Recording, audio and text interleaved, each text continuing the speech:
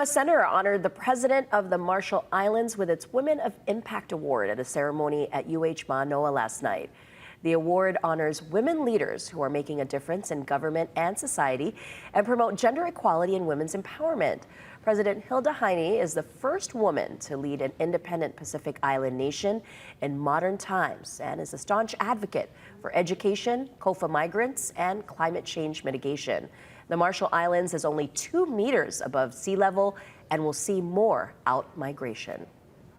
We are only as strong as our communities, our kinship to one another as Pacific Island people. And she shows us that grit, resilience, passion, commitment, empathy, caring, all those things we all can learn from President Hilda Heine. As sea level rises even modestly, the nation will vanish.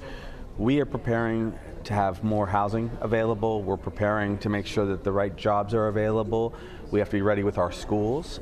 Heine heads to Hawaii Island today to visit Ka'uhai and Pahala elementary schools, where 20% of students are Marshallese. She also met with Indo-PACOM leaders, voicing concerns that delays in U.S. funding to COFA countries could help China strengthen its influence in the Pacific.